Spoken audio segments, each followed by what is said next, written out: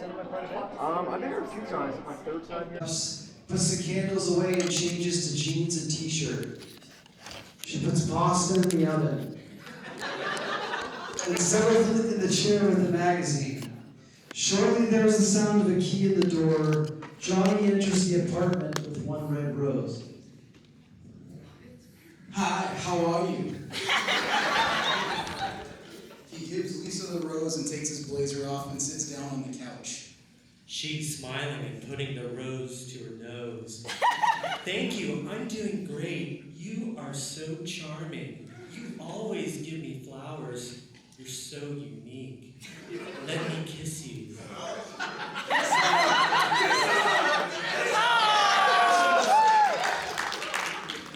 What's cooking? Pasta, your favorite dish, my sweet pie. You're awfully happy today. What's up? Did you get a client? I called dozens of clients, but no one needs my service. It's very tough. Do you feel like eating now? I'm starving. What else did you do today? You're in a very good mood. Let me fix the pasta. I'll take a shower. Johnny disappears into the bath.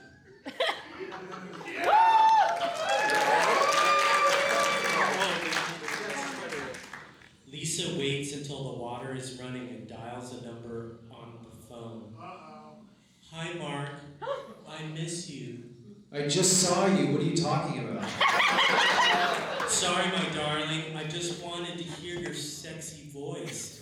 I can tell you something else. I like how you put our sexy hands around my body. You excite me so, and I love you. Is Johnny there? Yeah, he's in the shower, but I like you better. I don't understand you. Why do you do that? Because I love you. You don't care, do you? See you later. Yes, I do care, but we agreed it's over between us. I understand. I'm with you. It's our secret. I still have feelings for you, but I guess you don't care. Yes, I do care. Don't drive yourself crazy. The water stops running. I have to go now. See you later, my darling. Don't call me that. Okay, bye. Bye.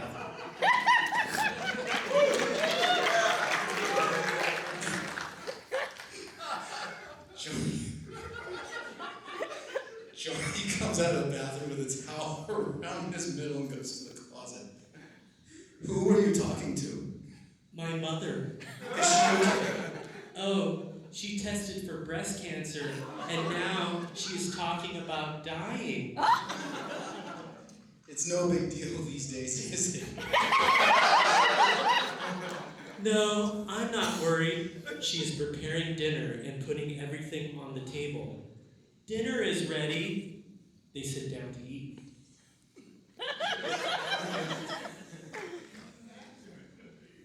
What happened last night? I don't remember anything. Did we make love? You don't remember? You poor little thing. You don't remember when you hit me? Johnny is yelling. Hit you? I never would do that. Even if I was drunk, you must be kidding. It's not true, is it? Do you have a bruise? Yes, it's true. They are eating. I will never drink again. I feel sick. I can't eat anymore. He's pushing his plate away. I'm strong. Don't worry about it. I need some money.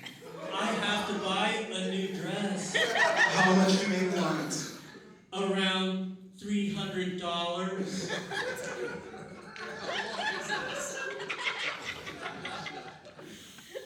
Why so much? He pulls out his wallet and hands her three $100 bills.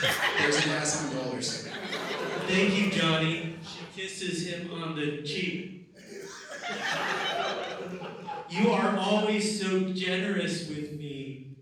I have to be. We will be married soon. You love me, don't you? Of course I do. Lisa gets up, clears the table, and changes her clothes. I'm going to the roof to straighten out my head. Are you okay? I'm fine. Don't worry about it. Actually, I'm gonna do that. Great job. Great job, guys. Thank you. Let's cheer on Johnny and on Lisa. Brando, James Dean, and he had a book on his shelf. It was a James Dean biography. And so I was reading it while we were in acting class, and I showed him all of Dean's movies, and he like fell in love with Rebel Without a Cause. Yeah. And so one of the reasons for Denny, I feel like, is Denny is sort of like the Salvino character, and it was an homage to Rebel Without a Cause. And then of course, You're Tearing Me Apart. He was very much inspired by that, putting it in the movie. But he loves all kinds of movies. I remember the first time when I went over to his house and we were rehearsing, and I went into this restroom. He had a big poster of Aladdin. And I could hear him in the other room singing A Whole New World. So he just that was the one thing we had in common. Right. We're opposites in pretty much every conceivable way, but we both genuinely love movies. Yeah, I was going to say, and you were kind of talking, we were talking a little bit outside, but I mean, you looked at some really interesting, maybe unexpected movies and directors when you were thinking about how to tell the story of Making the Room with the Disaster Artist, right? Yes, because I knew the story behind the Making of the Room could fit in with Ed Wood, Sunset Boulevard, and one of my favorites, Boogie Nights. So when I started writing the book, that was the movie that I really looked at and studied, and I would listen to the soundtrack while I was writing the book. And that's what I was really hoping. And I knew, as I was writing it, an actor out there would be compelled to play Tommy. And my top of my list at the time was Javier Bardem. Wow. Because I just seen No Country for Old Men. And Tommy was not into it. He said, "My God, I'm not Psycho Killer." He's like, I'm not Psycho Killer yet. Yeah. And then it was about 3 weeks after the book came out, I started to think, what's going on with me? Because Tommy said he's gonna make this movie. It's gonna win Oscars. It's he went all out. He put the movie in 2 weeks, out for 2 weeks in the theaters, and we qualify. And now I'm writing this book, and I was like, this is an Oscar caliber. Yeah. I was like, oh no. So I didn't know. It's like sort of self-confidence and delusion, like how those meet.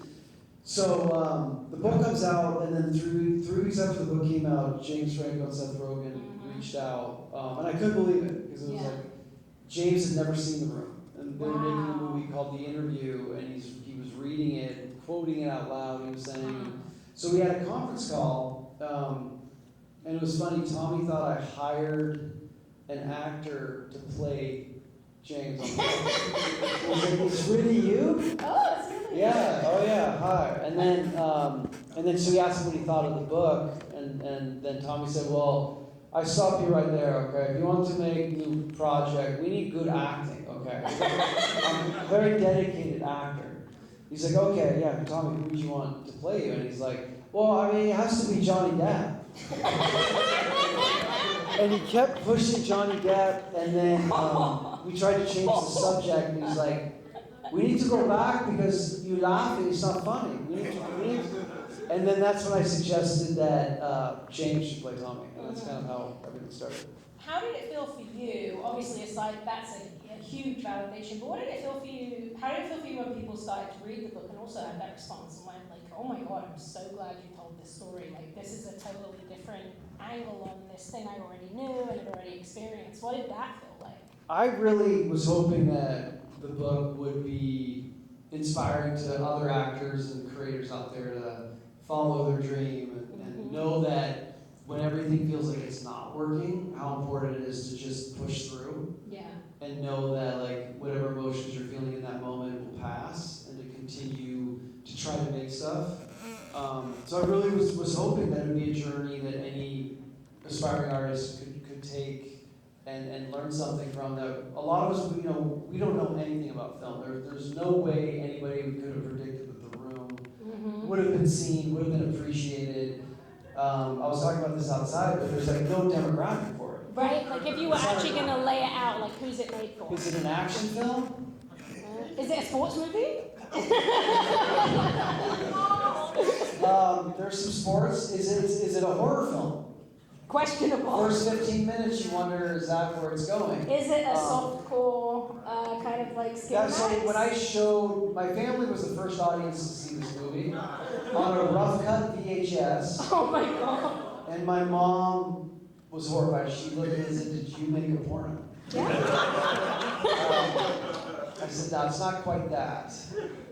But it's so incredible that you can make a movie like this and it can find an audience, and it just shows. I think everybody they want original content. Yeah. They want to see something they've never seen before. Well, you made a great point about when the movie started to get discovered, which is like, it's students, filmmakers, right? It's young people who want to see something that isn't the same thing. And you hear about this movie and you go and see it, and suddenly you're like, well, now we have to go and see it. You know, and really, we were saying this outside, but it's really only kind of The Room and Rocky Horror who have that status. Like in the UK, in London, at my old rec cinema, that I used to be a member of, Prince Charles, we show it every month. They still show it there every single month. You're here in Gardena showing it. So how does that feel? Because now you're also like further away from the book than you were when you would have made the movie, right? Yeah. So how does it feel now to be the author, Greg, and Mark, and kind of yourself? It's all very, very, very surreal.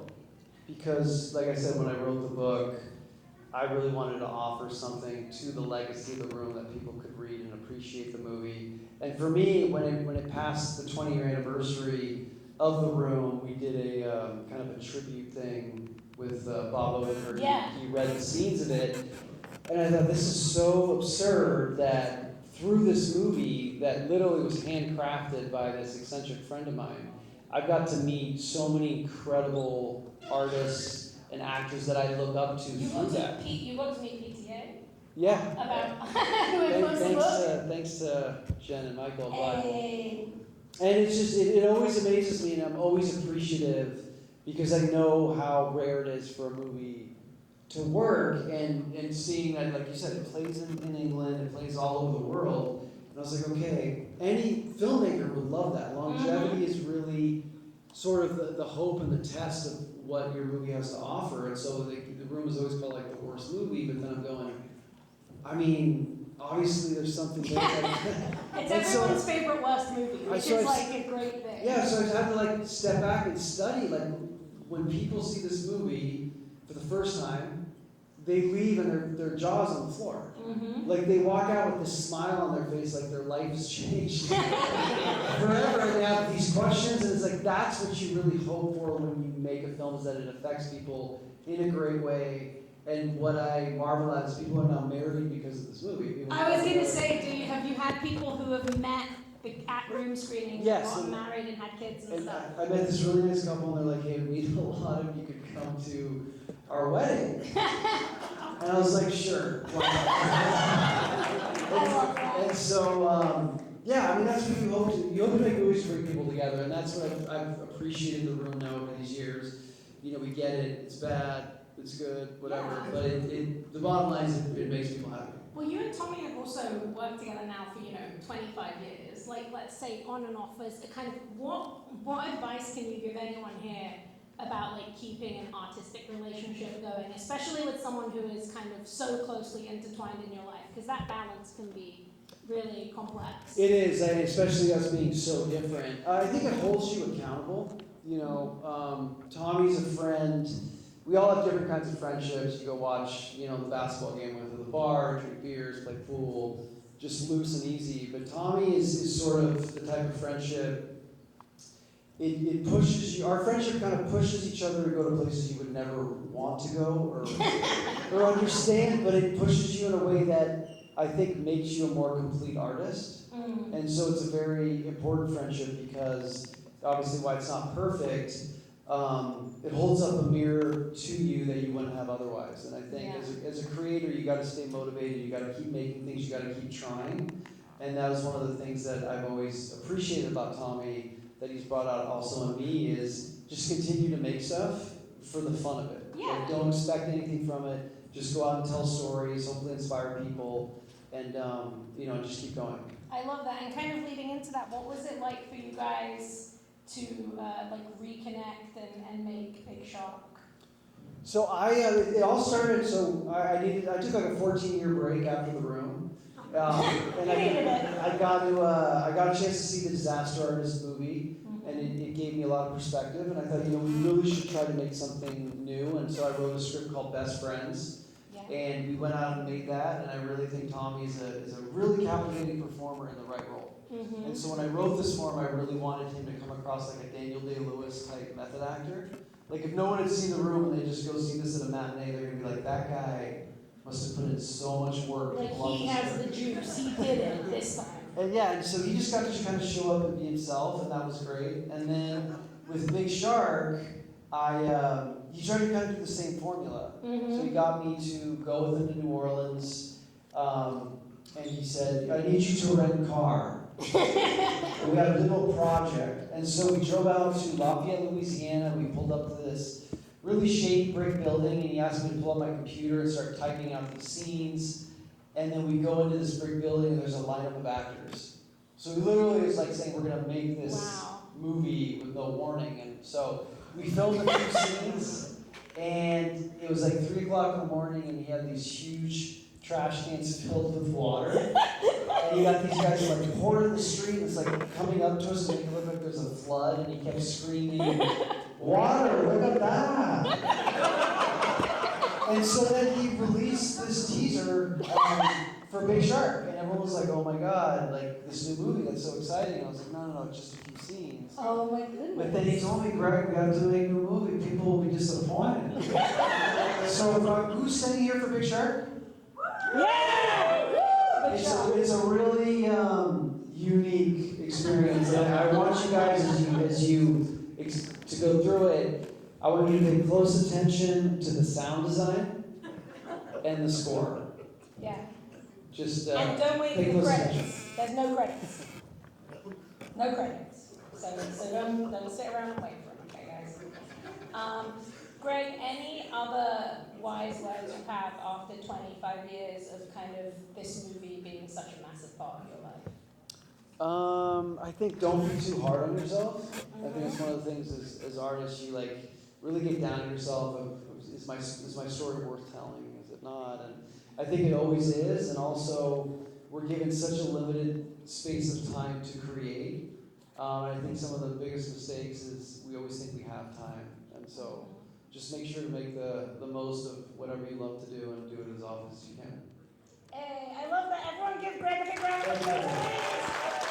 And yes, stick around for Big Shark, guys, and don't forget to check out your cool and river merch outside. Oh, quick photo, thanks, Jen. Of course.